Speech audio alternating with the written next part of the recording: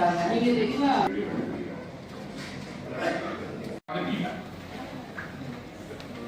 மனு நிராகரிக்கப்பட்டிருக்குது. அது வந்துட்டாங்களா முதல் நாள் ரீச் ஆயிடுச்சான்னு என்ஷூர் பண்ணணும். அவங்க வராட்டா இமிடியேட்டா திருப்பத்தூர் வந்துட்டீங்களா? சண்முகம் பொன்னேரி நீங்க ரெண்டு தாசில்தார் சர்வே ஏடி சர்வே நெற்காம் சொல்லுறாங்க.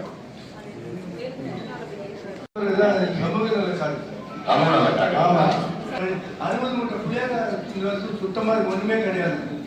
துரத்தினாலையும் போறது இல்லை. அதுக்கு என்ன வழி சொல்லுங்க, எனக்கு இழப்பீட வேணும். 60 மூட்டை பிள்ளைங்க ஒண்ணு கூட நாங்க அறுக்கல.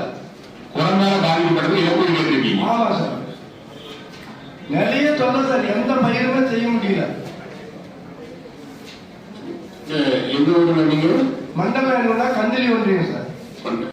உங்க ஏரியால அப்புறம் நீங்க முதல் பொறுத்தவரை இழப்பீடு உடனே உடனே இப்போ ஒரு பேங்க் வந்துட்டு இந்த ஒரு வாரத்துல இழப்பீடு கொடுத்துருவோம். நீங்க இப்போ வந்து வங்கிகளில் வந்து விவசாயிகளுக்கு வட்டி அதிகமாக போச்சுங்க. ஆனால் எங்களோட பால் வருமானத்தை வச்சு தான் நாங்கள் வட்டியை கட்டணும். பாலை வந்து இன்னும் அத்தியாவசிய பொருளே வச்சுருக்காங்க. நான் என்ன சொல்கிறேன்னா ஒரு 50% பாலை வந்து அத்தியாவசியத்துலேருந்து எடுத்துருங்க, 50% மட்டும் அத்தியாவசியமாக போடுங்க. அதனால தான் நான் கூப்பிட்றோம், ஒவ்வொரு மாவட்ட குறைதீர்ப்பு கொடுத்துருக்கோம். ஒரு எம்எல்ஏனா வரட்டும், ஒரு எம்பினா கூப்பிடுங்க. ஏன்னா எல்லாமே நீங்க எடுக்க முடியாது. ஓனைய ஆக்கிரமிப்பை அகற்றி கொடுத்துருக்கீங்களா?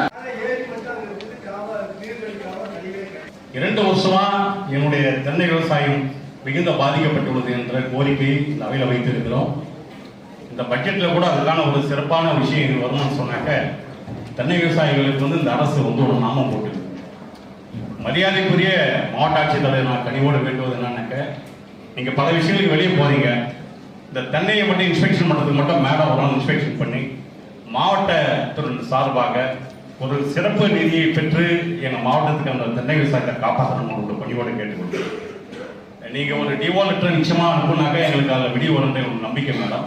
தயவுசெய்து பாருங்க. ஏன்னா நீங்க யாருமே பெரு விவசாயிகள் கிடையாது, எல்லாமே சிறு விவசாயி குறு விவசாயி தான். இதில் தான் நான் பசங்களை படிக்க வைக்கணும். என்னுடைய மெடிக்கல் எக்ஸ்பென்ஸ் அதான் இருக்குது, என்னோட உணவாக தான் வரணுங்க. ஏன்னா நாங்கள் எதுவும் ஊடு பயிர் குழப்பெல்லாம் பண்ண முடியாதுங்க. அதனால இவ்வளவு பெரிய அந்த தென்னை விவசாயத்தை நம்பி இருக்கிறவங்களுக்கு இந்த பட்ஜெட்ல ஒண்ணுமே இல்லாதனால மதியாகுற மாவட்ட ஆட்சித்தலைவர் வந்து அந்த தென்னை மரங்களை காப்பாற்றுறதுக்கு உண்டான ஒரு நடவடிக்கை எடுக்கணும்னு சொல்லி கேட்டுக்கிறேங்க. இப்போ எங்கிருந்தோ பூச்சிகள் எல்லாம் இன்னும் தராங்க மேடம் ஒட்டுணிகளை, அதில் வரும்போதெல்லாம் வந்து பாதி இறந்து கிடக்குது. அதனோட உற்பத்தி இங்கே தொடங்கணும், ஒரு பிளாக் ஒரு இடத்த தொடங்கணும்னு சொல்லிட்டு கோரிக்கை வச்சுட்டே இருக்குதுங்க. அது வந்து செத்த பின்னாடி வந்து ஒரு ஆப்ரேஷன் பண்ணால் நல்லா இருக்காது மேடம். அது ஆப்ரேஷன் பண்ணி நீங்கள் வந்து அவங்க வந்து பிழைக்க வைக்கிறது வந்து ஒரு சிறப்பு வந்து தமிழக அரசுக்கு வந்து ஒரு கோரிக்கை இந்த மாதிரியே நம்மளோட தொடர்பாக நம்ம வந்து அறிவாகி இருக்கிறோம். சொன்ன போற மாவட்ட ஆட்சியர் மூலியமா அந்த தமிழக வேளாண்மை பல்கலைக்கழகத்துக்கும் அல்லது அரசாங்கத்துக்கும் ஒரு சுவாமிமலை டு மங்கலம் ஏரியாவில் அந்த ஏரியாவில் வந்து தொடர்ந்து பயிர் அதிகமாக இருக்கிறதுனால பயிர் வந்து கட் பண்ண, அதாவது கண்டினியூஸாக வரப்போ அந்த இடத்த வந்து கட் ஆயிடும். அதனால அந்த ஃபயர் லைன்ஸ் வந்து கண்டினியூஸாக ஒரு 7 கிலோமீட்டர் வந்து ஏலகிரி மலையை பொறுத்த வரைக்கும் வெட்டியாகும். அவங்க சொல்றது வந்து ஜலகாமரன்றது இந்த பக்கம் தெற்கு பக்கமா இருக்கிறது, அந்த ஊர்ல இல்லை. நம்ம தொடர்ந்து அதிகமான பயிர் கண்டினியூஸா அதிகமாக வருட கணக்கில் கடந்த 7 வருஷமா எங்க அதிகமாக பயிர் ஆகும் அந்த இடத்துல கண்டறிஞ்சு அந்த ஏலகிரி மலை ஏரியாவில் மட்டும் சொல்லிட்டு அவங்க ஏரியால கான்சென்ட்ரேட் பண்ணி வெட்ட போறது அவங்க ஏரியால அந்த டைம்ல இருக்கு ஏற்பாடு பண்ணுங்கன்னு தான் சொல்றேன். மட்டும் கேட்டு சொல்லுங்க.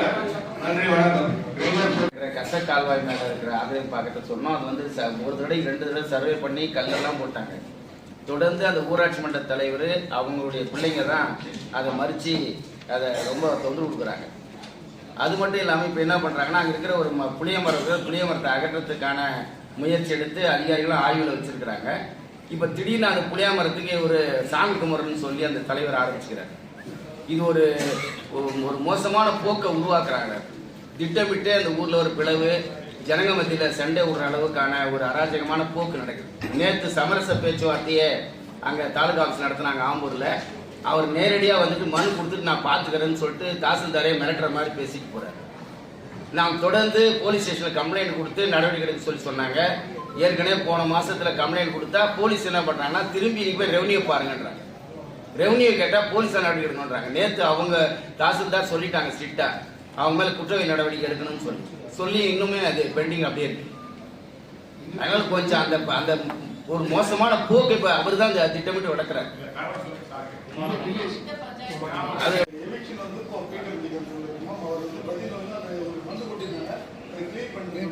ஒரு ஊராட்சி மன்ற தலைவர் தாசில்தார் மிரட்டுறாரு, போலீஸை வந்து தன்னுடைய செல்வாக்கு வச்சு பயன்படுத்துறாருன்னு சொன்னா அங்க இருக்கிற விவசாயிகளுக்கு அவருக்கு சம்பந்தமே கிடையாது. சம்பந்தம் இல்லாம தேவையில்லாம பிரச்சனையை திட்டமிட்டு உருவாக்குறாங்க. அது அவங்க மேல கடுமையா நடவடிக்கை எடுக்கணும். அவர் பதவி விட்டு நீக்கணும்னு நான் ஏற்கனவே மனு கொடுத்தேன். அந்த மனு ஒன்றும் பெண்டிங் அப்படியே இருக்கு.